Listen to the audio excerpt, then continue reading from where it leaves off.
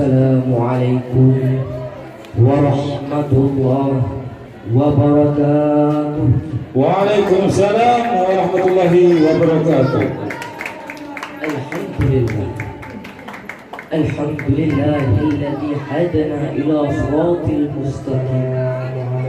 Asyhadu an la ilaha illallah wahdahu la syarika lah, la nabiyya ba'da.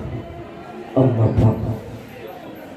Untayan kata yang terutama, mari sama-sama kita curahkan kepada Allah Subhanahu wa Ta'ala, yang mana oleh Allah yang telah memberikan kepada kita berjutaan nikmat, mulai daripada kesehatan fisik, waras pikiran, hingga kita masih berada di tempat yang sangat mulia ini.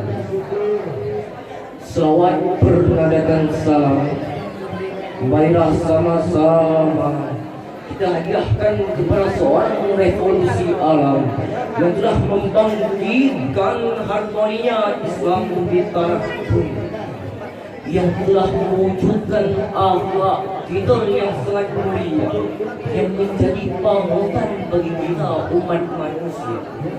Beliau ialah baginda Nabi besar Muhammad sallallahu alaihi wasallam.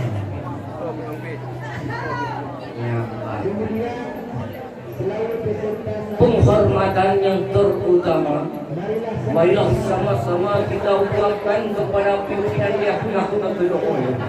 Penghormatan yang kedua kepada seluruh dewan guru. Penghormatan yang ketiga kepada seluruh santri seperjuangan dengan saya.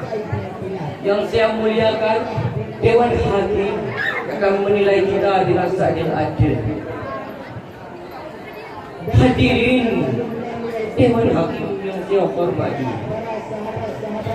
pada hari yang berbahagia ini, saya akan mengangkat sebuah syarahan yang saya beri judul Gelombang Penghancur Iman.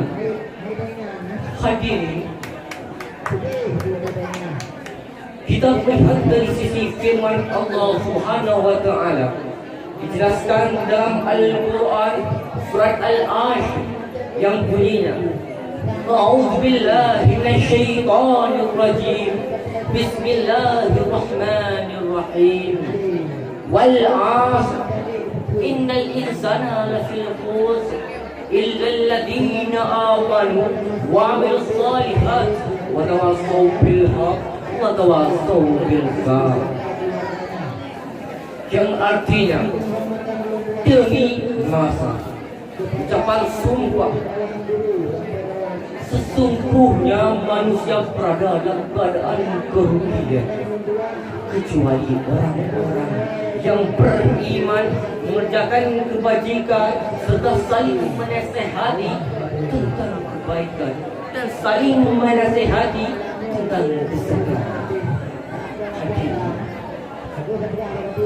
Pada waktu ini, pada zaman yang penuh dengan teka-teki dunia ini, apabila kita berpikir dengan hal syariah, 90% tidak akan mengikuti. Apabila kita berpikir dengan hal logika, kemungkinan 100% akan mengikuti. Mengapa? Pada zaman era globalisasi ini, zaman yang penuh dengan fitnah, zaman yang penuh dengan kemaksiatan, era sekarang ini, era yang penuh dengan tantangan bagi kita kaum muda, dia akan menjadi benih emas bagi Indonesia. Mengapa hal tersebut terjadi?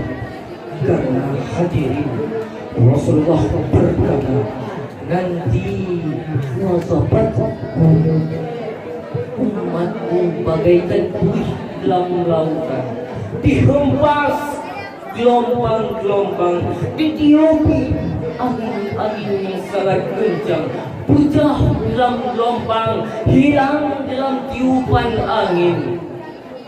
Tidak menentu tempat berada hal tersebut. Seorang sahabat Rasulullah berkata, wahai Rasulullah, mengapa pada saat itu kita sedikit ya Rasulullah.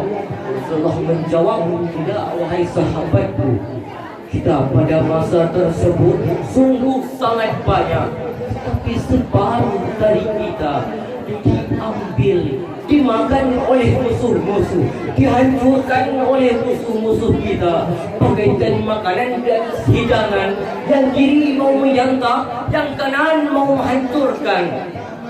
Itulah umpama kita pada saat sekarang ini. Umpama kita orang yang beriman di zaman sekarang ini. Mengapa hal tersebut terjadi? Apabila kita pikirkan bagaimana tersebut muncul di atas dunia ini, mengapa hal tersebut yang sangat krisis tersebut tumbuh di daratan Indonesia?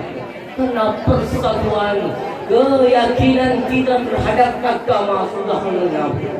Coba kita bayangkan betapa pekan yang lalu lewat atau kurang lebih 1 bulan yang lalu terjadi penembakan yang sangat sadis, penembakan yang tidak penuh dengan keimanan, penembakan yang tidak mengenal kemanusiaan, menghancurkan 2 masjid menjadi lautan darah bagi jemaah Jumat. 49 jamaah tanpa dosa menghembuskan nafas terakhirnya, berlumuran darah, tertusuk peluru menembus dadanya, menahan rasa derita, tetap menyebutkan kalimat Allahu Akbar, walaupun dadanya berlubang, walaupun kepalanya berdarah, tetap mengucapkan La ilaha illallah Muhammadur Rasulullah. Anak kecil tanpa dosa datang dengan muka senyum, pulang dengan tangisan ayahnya, menghembuskan nafas terakhirnya di pelukan ayahnya. Betapa hancur hati ayahnya melihat tersebut.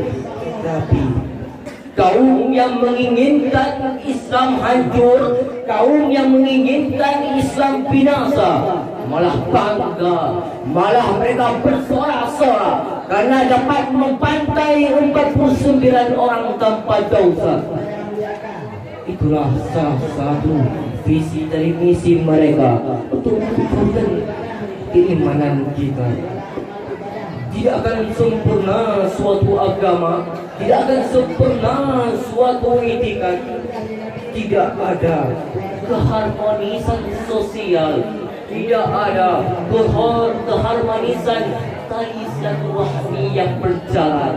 Mengapa hal tersebut terjadi? Karena tidak adanya tali silaturahmi, kemungkinan besarnya teroris akan muncul karena menganggap Islam lemah, menganggap Islam tidak bersatu. Oleh karena itu, marilah sama-sama kita wujudkan Islam yang bertekad kuat, satukan Islam menjadi satu hati, berpegang teguh menuju jalan yang lurus, hindari apapun yang mereka usah, mulai dari video game, film yang terlarang, hingga hal-hal tersebut yang wujudkan generasi Indonesia hancur.